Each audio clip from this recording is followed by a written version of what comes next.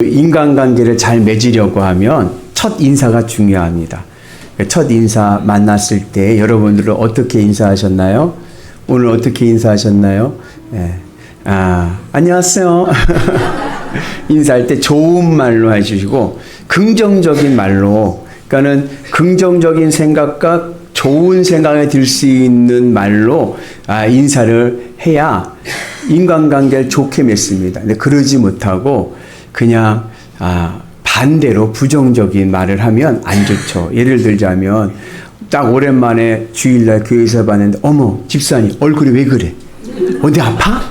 이러면 건강했던 사람도 내가 어디 아픈가? 막 그러죠. 그러면은 기분이 안 좋아요. 그러면은 관계 형성하기 어렵습니다.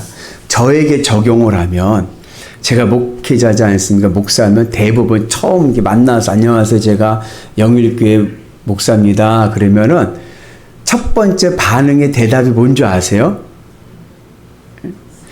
김정민 권사님 뭐라고? 네? 교인이 몇 명이서 이거 물어보시나요? 그런데 그런 질문을 많이 듣지 못해요. 첫 질문의 질문이 뭐냐면, 인사하면은 아유 힘드시겠어요. 예. 왜 그 길을 가셨어요? 예. 그러면은 내가 잘못된 길을 가고 있나? 왜 힘들다고 하지? 예. 그런 생각을 하게 됩니다. 그래서 이제 저를 만나거나 그러면 목사님 한 주간 힘드셨죠? 이러지 마시고 한번 따라서 해볼까요? 목사님 목회 참 보람되시죠? 아멘이십니까? 그래서 이렇게 만나면 아이고 목사님이라고, 저만이 아니라 다른 교회 목사님 만나도 목사님 참 좋은 일 하시네요. 보람되시죠? 부럽습니다. 이러면 얼마나 힘이 돼요. 그죠? 몇 분하고 같이 인사하겠습니다. 오늘 참 좋아 보이십니다. 오늘 이경재 권사님 참 좋아 보이십니다. 그래야죠. 왜 그래? 얼굴이 왜 그래? 그러지 마시고, 늘 칭찬과 격려의 말을 해주시기를 주의 이름으로 축복합니다. 오늘 말씀에 이제 나오는 인물의 주된 인물은 베드로입니다. 베드로에게는 지금 큰 자책감이 있어요. 죄책감이. 이게 무슨 이야기냐면, 배경이 예수님께서 공생애를 하실 때 베드로가 누구예요? 수제자예요. 늘 앞장섰어요. 예수님이 뭐라고 말씀하셨냐면, 내가 나중에 십자가에 못 박혀 죽게 될 터인데 그때 너희들이 다 도망갈 것이다. 그렇게 이야기를 합니다. 그때 베드로가 한 말이 뭐냐면, 다른 사람은 그래도 저는 절대로 그러지 않습니다. 우리 같이 말씀 봅니다. 베드로가 대답하여 이르되 주여, 모두 주를 버릴지라도 나는 결코 버리지 않겠습니다. 다 도망가도요 저는요 끝까지 주님과 함께 하겠습니다. 그러면서 더 나가서 뭐라 그러냐면은, 주님이 죽이는 그 자리에 나도 죽겠습니다. 자기도 목숨을 바치겠다라고 호언장담을 했습니다. 그런데 그날 밤에, 하루가 넘어간 것도 아니에요. 그날 밤에 예수님을 모른다 3번이나 부인을 합니다. 그것도 그냥 부인한 게 아니라 저주하며 맹세하며 부인하죠. 같이 봅니다. 그가 저주하며 맹세하여 이르되 나는 그 사람을 알지 못하노라 하니 곧 닭이 울더라. 저주한다는 게요, 속된 말로 막 쌍욕을 막 하면서, 예수님에 대해서 막 쌍욕을 막 하면서, 그 XX 난 모른다 막 그러면서 저주를 하면서 부인을 했습니다. 하루도 되지 않아서. 그러니까 그리고 나서 닭이 울고 나서 베드로가 깨달았을 때 베드로의 마음에 뭐예요? 죄책감과 자책감이 있는 거예요. 그래서 예수님이 부활하시고 나서 예수님을 만났는데도, 여러분 부활하신 예수님을 만났는데도 베드로는요 기쁘지가 않아요. 왜요? 내가 예수님을 3번 배신했거든요. 배신을 하니까 기쁘지가 않은 거예요. 그래서 베드로가 부활하신 예수님을 만나고 나서 예수님을 따라 복음을 전하러 간 게 아니라 뭐라고 얘기하냐면, 나는 고기 잡으러 간다. 고향에 내려가서 그냥 옛날 내 삶 어부질하겠다라고 이야기를 합니다. 그러면서 예수님의 제자들 중에 7명이 따라서 같이 어부질하러 갑니다. 같이 봅니다.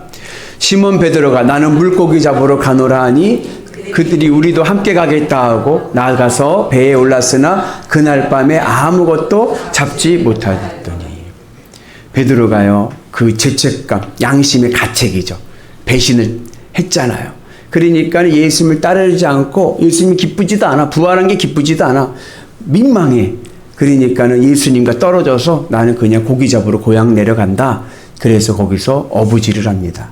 그런데 거기서 아무 고기도 잡지 못하는 거예요.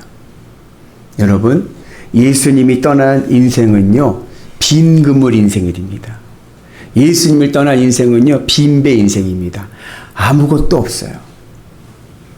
그런데 그 베드로를 부활하신 예수님께서 찾아오셔서 뭐라고 이야기하냐면 어부질하고 있는 제자들을 향해서 야 얘들아 고기 많이 잡았냐 물어보셨어요. 그러니까 제자들이 아니요 한 마리도 못 잡았습니다. 그러니까 예수님께서 그물을 오른편으로 내려라 그랬어요. 그랬더니 그곳에서 만선의 기쁨을 누리죠. 그 배에 가득 차는 물고기를 잡게 됩니다. 그리고 만선이 돼가지고 돌아올 때에 그 가정 속에서 예수님은 무태서 모닥불을 피우시고 떡과 생선을 구워주십니다. 여러분, 예수님을 떠난 인생은 빈배 인생이지만 예수님을 만난 인생은 만선 인생 될 줄로 믿습니다. 예수님을 만나면 내 빈 인생에 주님이 채워주시는 은혜가 있는 줄로 믿습니다. 그래서 내 인생이 빈 그물입니까? 내 인생에 아무것도 없습니까? 오늘 주님을 만나서 여러분들 인생이 채워지는 만선의 기쁨이 있기를 주의 이름으로 축복합니다. 그렇게 해서 무트로 나오니까는 예수님께서 모닥불을 피워놓으시고 고기, 그 생선과 그리고 떡을 구워주시는 거예요. 이게 무슨 상황인가 맞냐면 베드로가 배신할 때 어디서 배신했어요? 그 모닥불 가운데서. 같이 봅니다. 사람들 뜰 가운데 불을 피우고 함께 앉은지라 베드로도 그 가운데 앉았더니 베드로가요 멀찍이 사람들이 불을 피워놓은 모닥불 자리에 앉아서 삥 둘러 앉은 자리에서 예수님을 3번 부인한 거예요. 그 상처가 있는 거예요. 근데 그 마음의 죄책감과 양심의 가책과 그 마음의 상처를 예수님께서 치유해 주시기 위해서 똑같은 세팅을 만들어 놓으셨습니다. 모닥불 가운데 고기와 떡을 구워 주시면서 그리고 제자들이 7 제자들이 와서 둘러 앉게 하시는 거죠. 예수님이 거기서 베드로에게 야, 너 왜 그때 그랬냐? 이 쪼다야. 너 뭐 결코 뭐 목숨까지 바친다더니 왜 그렇게 배신했냐? 농담이라도 그런 말 안 하시고 뭐라고 말씀하시냐면은 요한의 아들 시몬아, 네가 나를 사랑하느냐? 네가 나를 사랑하느냐? 네가 나를 사랑하느냐? 3번 물어보십니다. 왜요? 베드로가요 예수님을 3번 부인했거든요. 네가 나를 사랑하느냐라는 이 물음은 본질적인 의미는 나는 너를 사랑한다예요. 네가 나를 배신했지만 나는 너를 사랑한다. 그래서 베드로의 상한 마음의 상처를 치유해 주시는 겁니다. 야, 걱정하지 마. 내가 너를 사랑하고 있잖아. 괜찮아. 내가 너를 사랑하잖아. 베드로, 내가 너를 사랑한다. 그런 마음으로 치유의 은혜가 있게 된 줄로 믿습니다. 오늘 여러분들의 마음에 상처가 있습니까? 육신의 약함이 있습니까? 오늘 주님이 나를 사랑하시는 줄로 믿습니다. 나를 사랑하신 주님께서 나의 모든 병을 치유해 주시고 고쳐 주실 줄로 믿습니다. 그리고 사명을 주시죠. 내 어린 양을 먹여라. 내 양을 치라. 내 양을 먹이라 하면서 사명을 주십니다. 그래서 오늘 이 말씀의 배경 속에서 예수님께서는 우리에게 우리의 인생을 채워주시고 치유해 주시고 감당하게 하시는 줄로 믿습니다. 우리 한번 따라서 해볼까요? 주님. 채워지고 치유되고 감당하게 하옵소서. 그 은혜가 오늘 우리 가운데 있기를 주님의 이름으로 축복합니다. 그래서 오늘 우리가 주님을 만나고 내가 주님을 배신했을지라도 주님이 날 끝까지 사랑하시고 나를 치유하시고 나를 채워주시고 그리고 나에게 감당하는 사명을 주시는 줄로 믿습니다. 이 배경 속에서 이거 예수님의 관점에서고 제자들의 관점에서 보면 우리에게 주시는 귀한 교훈이 있습니다. 그것은 무엇이냐? 믿음이란 무엇인가? 믿음이 무엇입니까? 믿음이 무엇인지 오늘 말씀의 배경에서 보면 믿음은 사랑입니다. 믿음은 사랑입니다. 그래서 이 사랑이란 이 단어에 오늘 요한복음에 오는 단어에 아주 재미난 뉘앙스가 있어요. 흥미로운 뉘앙스가 있습니다. 그래서 오늘 말씀은 그 믿음은 사랑인데 그 믿음의 사랑을 우리가 두 관점에서 이해할 수가 있습니다. 오늘 예수님께서 제자에게 베드로에게 네가 나를 사랑하느냐 물으실 때 첫 번째와 두 번째 질문에서 사랑하느냐의 사랑은 아가페입니다. 아가페는 어떠한 사랑이냐면 생명을 바치는 사랑이에요. 예수님이 십자가에 못 박혀 죽으시던 그 사랑, 내 생명과 내 모든 것을 희생하면서 바치는 사랑, 이게 바로 아가페 사랑입니다. 예수님이 두 번 네가 나를 사랑하느냐 물으실 때는 아가페로 물어보셨어요. 그런데 베드로의 대답에서 내가 주님을 사랑하는 줄 주께서 아시나이다 할 때 그 사랑은 아가페가 아닙니다. 그건 뭐냐? 그거는 필로스입니다. 필로스는 뭐냐면 친구들 간의 우정이에요. 우정. 요즘 우리 말로 우리 정서로 얘기하면 의리입니다. 의리. 그리고 마지막 예수님께서 세 번째 질문하실 때는 아가페로 물어보지 않으냐 하시고 필로스로 물어보세요. 그리고 베드로의 대답도 필로스입니다. 그렇게 아가페와 필로스라고 하는 이 단어의 뉘앙스의 사전적인 의미의 차이를 우리가 이해하고 본다고 하면 본문을 이렇게 이해할 수가 있습니다. 예수님께서 베드로에게 말씀하십니다. 요한의 아들 시몬아 네가 나를 사랑하느냐. 우리 같이 말씀 봅니다. 예수께서 시몬 베드로에게 이르시되 요한의 아들 시몬아 내가 이 사람들보다 나를 더 사랑하느냐. 여기서 말씀하실 때 베드로에게 말씀하실 때 예수님이 뭐요? 아가페 너 나를 위해서 생명 바쳐 목숨 바쳐 나를 사랑할 수 있느냐 물어보시는 거예요. 물어보시는데 이름이 뭐예요? 베드로에게 이르시되 요한의 아들 시몬아. 네. 여러분 베드로는 이름은 누가 져줬죠? 예수님이 져주셨죠. 뜻은 뭐예요? 반석이다. 네가 반석이다. 베드로의 원래 이름은 요한의 아들 시몬이에요. 요한의 아들 시몬이라는 뜻은 뭐냐면 예수님을 알기 전의 이름이에요. 오늘 예수님께서 베드로에게 예수님을 알기 전에 이름을 부르시는 거예요. 예수님을 알기 전에 베드로에게는 뭐가 제일 중요했어요? 예? 그렇죠. 물고기 잡는 게. 그래서 뭐라고 말씀하냐면 이 사람들보다 나를 더 사랑하느냐 하는데 이 사람들이라고 하는 여러분 성경을 보면 그 이 사람들 앞에 각주가 달렸습니다. 그 각주를 보면 그 밑에 뭐라고 써 있냐면 이것들이라고 써 있어요. 뭐냐면 우리말에는 그런 게 없지만 헬라어에는 성이 있어요. 남성 명사, 여성 명사, 중성 명사가 있어요. 근데 이 헬라어 투톤이라고 하는 이 단어가 남성 명사로 이해할 때는 이 사람들이에요. 그런데 중성 명사로 이해하면 이것들이에요. 예수님께서 물어보십니다. 요한의 아들 시몬아, 네가 이것들보다 나를 더 사랑하느냐? 지금 베드로 옆에 뭐가 있어요? 뭐가 있어요? 배가 있잖아요. 그 배에 뭐가 있어요? 물고기가 얼만큼 가득 차 있어요. 베드로야, 요한의 아들 시몬아, 네가 이 물고기들보다 나를 더 사랑하느냐? 네가 이 재산보다 나를 더 사랑하느냐? 예수님 물으시는 거예요. 네가 돈보다도 나를 더 사랑하느냐? 여러분, 돈보다 재물보다 예수님 더 사랑하십니까? 또 이것을 오늘 성경에 기록된 대로 이 사람들이라고 하면 지금 베드로 옆에 있는 사람들은 누구예요? 동료들. 한 배를 타고 목숨을 나누는 동료들입니다. 네가 너와 함께 목숨을 나눌 만큼 한 배를 탔던 친구들, 동료들, 가족들보다도 나를 더 사랑하느냐?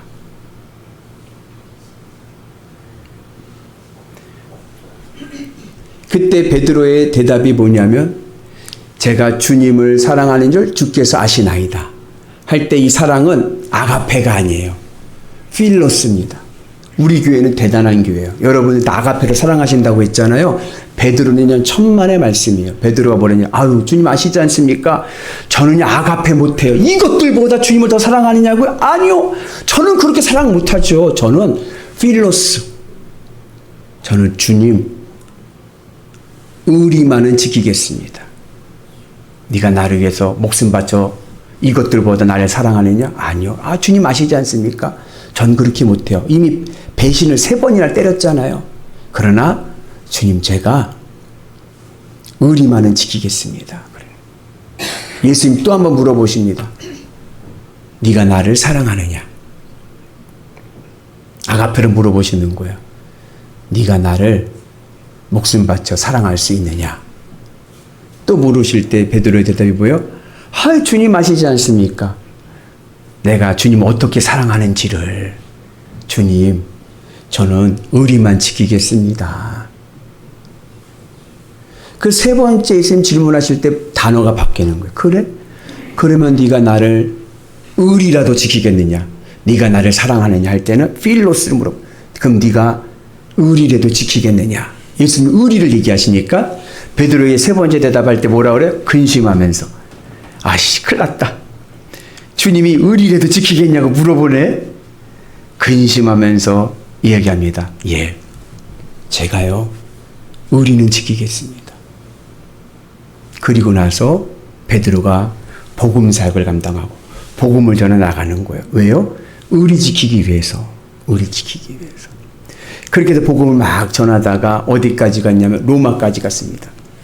로마에 들어가서 막 복음을 전하는데 수배령이 떨어지는 거예요. 지명수배가. 베드로 잡아들여라. 잡히면 뭐예요? 바치면 사형인 거예요.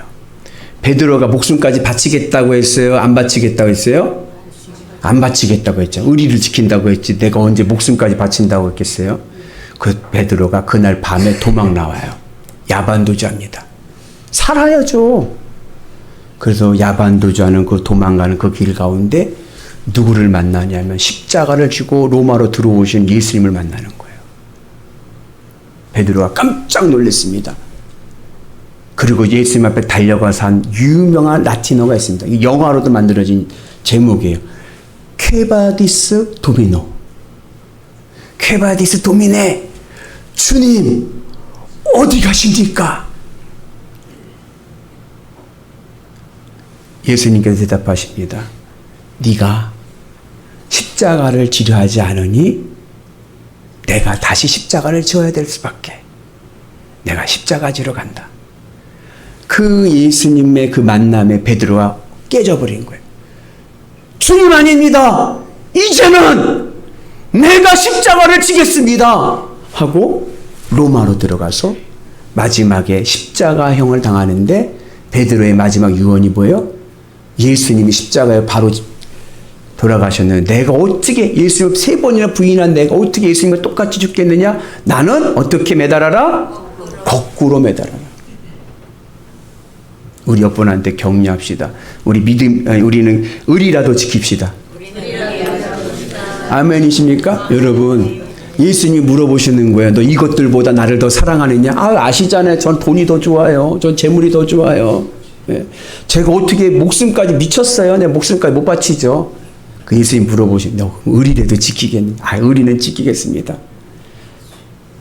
그럼에도 불구하고 예수님 사명을 주셔서 베드로가 교회의 반석이 된 줄로 믿습니다. 우리도 믿음으로 의리를 지킨 은혜가 있길 주의 이름으로 축복합니다.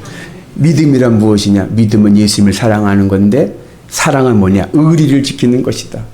그럼에도 불구하고 예수님 나에게 사명을 주셔서 그 사명을 감당한 은혜가 있기를 축복합니다.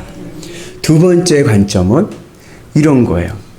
요한복음에서 제가 아까 이제 사전적인 의미로 아가페와 필로스를 구분해서 얘기했는데 사전적인 의미에서는 아가페와 필로스가 그렇게 다르지만 일상생활에서는 사도 요한의 입장에서는 그게 큰 의미가 없었던 거예요. 사도 요한은 본문을 요한복음을 보면은 이 아가페와 필로스를 혼용해서 씁니다. 오늘 말씀대로 섞어서 써요.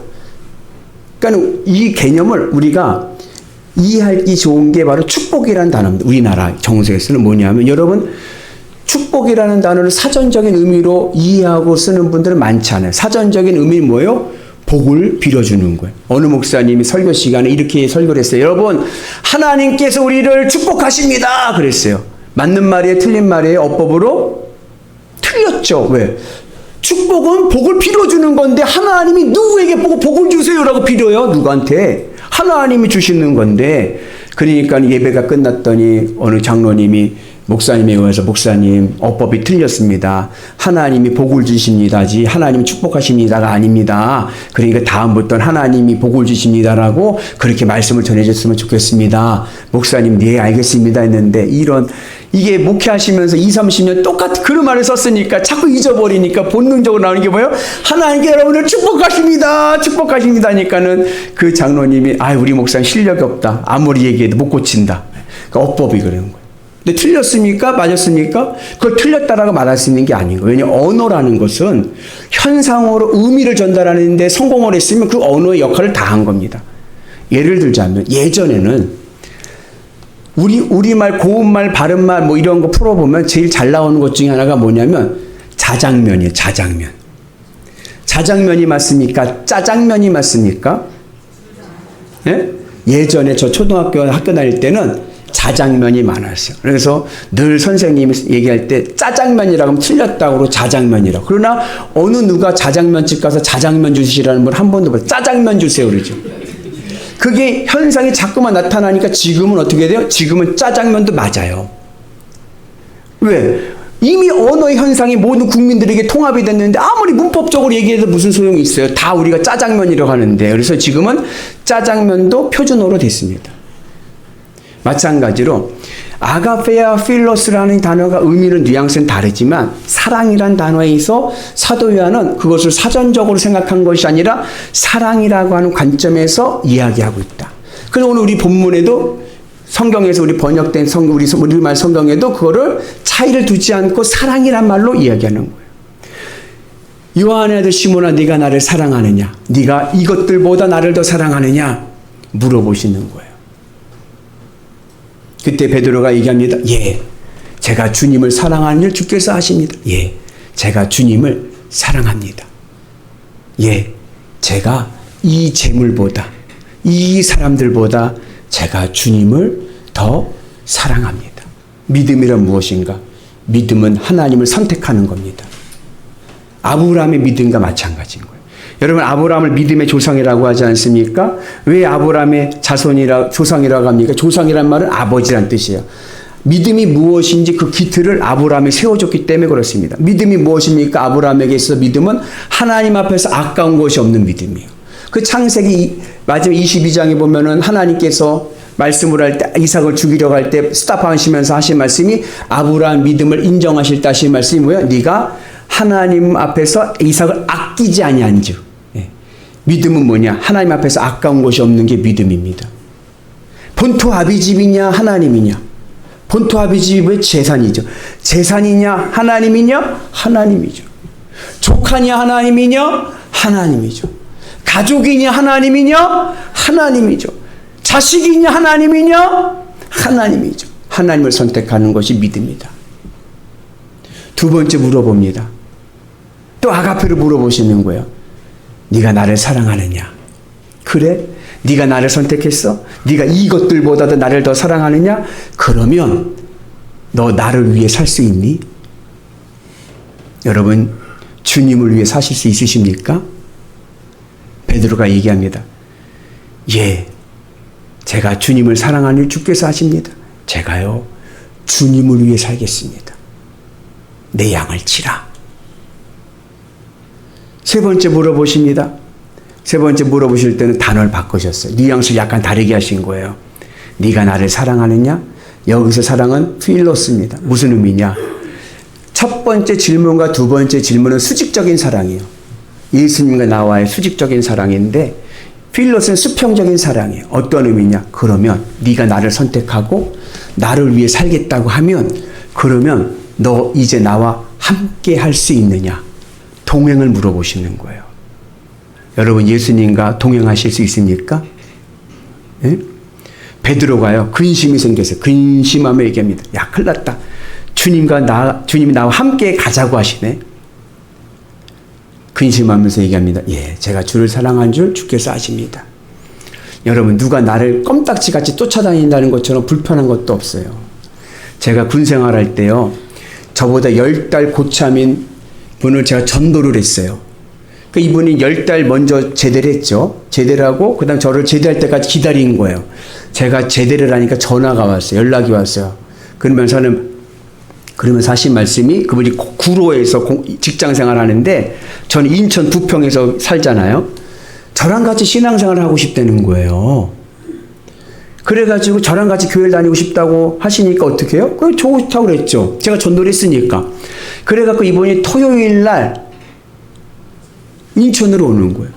그럼 토요일 날 인천으로 오면 저랑 같이 점심 먹고 그리고 청년부 예배 드리고 저녁까지 같이 저랑 같이 다니고 저희 집에서 저랑 같이 같은 방에서 자고 아침 같이 먹고 그리고 같이 주일학교 또 봉사하고 주일 예배 드리고 또 어디 청년들 모이거나 그러면 또 같이 다니고 저녁 예배 드리고 그 영은 가는 거예요. 아이고 이게 개인 생활이 없으니까요 되게 불편하더라고요. 이게 한두 달이 아니고요. 1년이 넘어가니까요. 속으로 이젠 갔으면 좋겠다. 근데 군대 고참이니까 형이라고 안 부르고 늘 서병장님, 병장님을 서병장님 빨리 갔으면 좋겠다. 예. 돌려서 얘기를 하죠. 서병장 이제 가까운 데 가서 신앙생활 해야 되지 않을까요? 그러면 야, 난 여기가 좋다. 그러는데 어떻게 할 수가 없어요. 예. 개인 프라이버시, 우리 온 가족이 있잖아요. 토요일 같이 자면 뭐 치킨도 시켜 먹고 좀 편하게 있어야 되는데 저희 어머니, 아버지도 불편하시죠. 예. 누가 와 있으니까. 여러분 예수님과 그렇게 가실 수 있겠습니까? 예수님 나는 껌딱지같이 붙어같이 가시겠다고 하는데 예. 그게 바로 믿음인 거예요. 주님과 함께하는 것. 그 은혜가 오늘 우리 가운데 있기를 주님의 이름으로 축복합니다. 그래서 예수님께서 우리에게 말씀하실 때 믿음이란 무엇인가? 믿음은 주님을 선택하는 겁니다. 이것들보다도 내가 주님을 더 사랑하는 겁니다. 믿음은 내가 주님을 위해 살아가는 겁니다. 믿음은 주님과 함께 동행하는 겁니다. 그때 주님께서 베드로에게 사명을 주십니다. 내 어린 양을 먹여라. 어린 양이라는 것은 초신자들을 얘기하는 거예요. 신앙이 약한 자들을 양육해라. 그리고 육신의 질병과 연약한 자들, 육신의 연약한 자들을 돌봐줘라. 그들을 먹여라. 그리고 두 번째 예수님께서 주신 사명이 뭐예요? 내 양을 치라. 양을 치라는 얘기는 뭐예요? 그 양들이 온전한 길을 갈 수 있도록 지켜줘라. 믿음을 지켜주는 겁니다. 여러분들이 힘들고 어려울 때 누가 여러분들의 믿음을 돌봐주고 지켜줄 수가 있습니까? 나와 함께하는 믿음의 동역자들인 거예요. 그리고 마지막 세 번째 예수님께서 뭐래요? 내 양을 먹여라. 이 먹이라는 얘기는 그 성도들, 나에게 주어진 양떼들을 키워서 성숙한 믿음이 되게 하라는 겁니다. 여러분 옆분 한번 봐보세요. 이분의 믿음이 유아기 기적이 찬 믿음입니까? 아니면 성숙한 장성한 분량의 믿음입니까? 말씀은 하지 마시고 여러분 그 믿음이 젖먹이 기적이 찬 믿음이 자라서 성장해서 장성한 믿음의 분량이 되기를 주님의 이름으로 축복합니다. 그게 바로 우리의 사명인 거예요.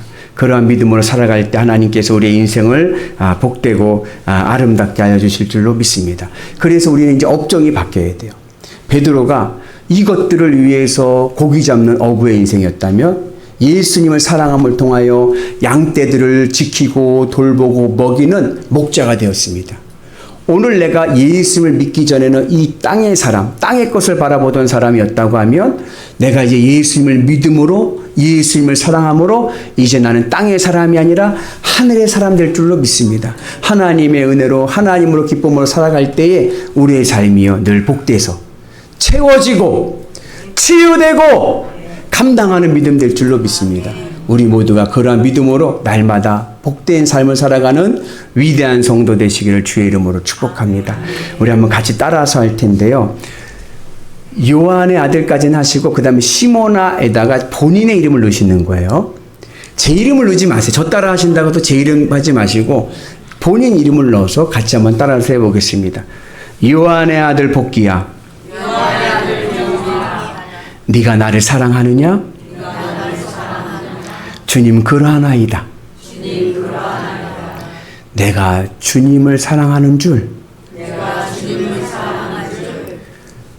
주께서 아시나이다. 아멘.